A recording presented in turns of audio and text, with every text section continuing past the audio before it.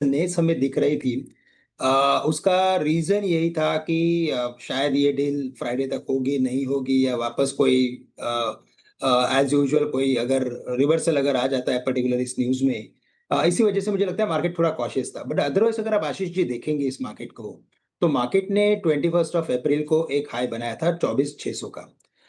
तब क्रूड था ऑलमोस्ट 90 के ऊपर, अपनी करेंसी थी 95 96 के आसपास थी ऑलमोस्ट। और अभी अगर आप देखा जाए तो डील हो चुका है, क्रूड $80 के नीचे आ चुका है, करेंसी भी अपनी 95 के नीचे ट्रेड कर रही है।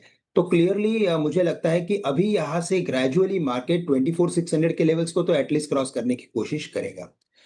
एट द सेम टाइम अगर निफ्टी के चार्ट को आप देखेंगे तो यहाँ पे क्लियरली हायर बॉटम फॉर्मेशन बना है। और जब ऐसे पैनिक सिचुएशन में या जब ऐसे बड़े इवेंट्स आते हैं जहाँ पे विक्स 20-25 चला जाता है, उसके बाद अगर मार्केट में हायर बॉटम अगर बनता है, तो वो हायर बॉटम काफ़ी इम्पोर्टेंट होता है और ये इंडिकेट करता है कि शायद यहाँ पे एक नया बेस बना हुआ है। तो मुझे लग रहा है कि on immediate basis, very short term basis में 23,800 ये इम्पोर्टेंट लेवल है।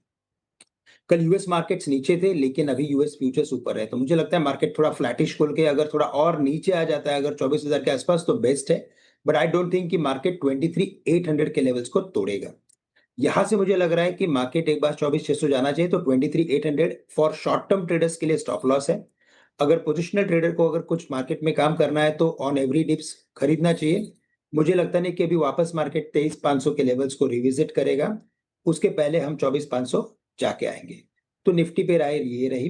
अ, उसके बाद अगर हम बैंक निफ्टी की अगर बात करें, तो बैंक निफ्टी में भी काफ़ी अच्छा मोमेंटम है और bank Nifty always sector specific index है।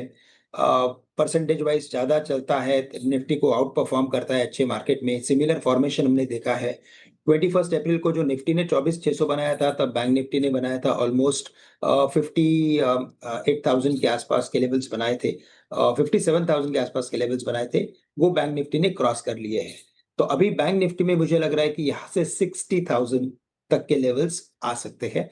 वेरी इमीडिएट बेसिस पे 59,000 के लेवल्स हम एक्सपेक्ट कर सकते हैं और सपोर्ट में वापस 57,000 से लेकर 56,500 की रेंज बनी रहेगी। तो यहाँ पे क्या करना चाहिए, जैसे निफ्टी में मोमेंटम बनेगा, बाइंग के सिग्नल्स आएँगे, हमें लगता है बैंक निफ्टी में भी वैसे ही काम करना चाहिए। तो बैंक निफ्टी ओवरऑल पॉजिटिव लग रहा है, मोमेंटम और कंटिन्यू हो सकता है। इसके बाद अगर हम सेक्टर स्पेसिफिक स्ट्रेंथ की अगर बात करें आशीष जी, तो यहाँ पे इस मंथ में आपने देखा होगा कि मोमेंटम धीरे-धीरे पीएसयू बैंक्स में काफ़ी शिफ्ट हुआ है।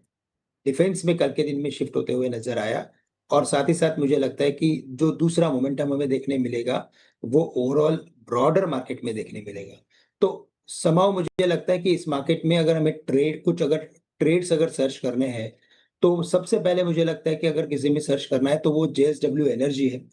काफ़ी क्योंकि ब्रॉडर मार्केट काफ़ी अच्छा हो रहा है आशीष जी। तो ब्रॉडर मार्केट से जेएसडब्ल्यू एनर्जी, यहाँ पे हमें लगता है कि लॉन्ग की पोज़ीशंस बनानी चाहिए। टारगेट्स रहेंगे ₹605 के, स्टॉप लॉस रहेंगे 558 के। तो जेएसडब्ल्यू एनर्जी को सबसे पहले खरीदना चाहिए, वो अच्छा लग रहा है। इसके अलावा जो हमें अच्छा लग रहा है पीएसयू बैंक्स की, जैसे मैंने बात की, यहाँ पे स्टेट बैंक ऑफ इंडिया का मुझे लगता है और अपवर्ड एक्टिविटी का मोमेंटम हमें देखने मिलेगा क्योंकि एनएससी का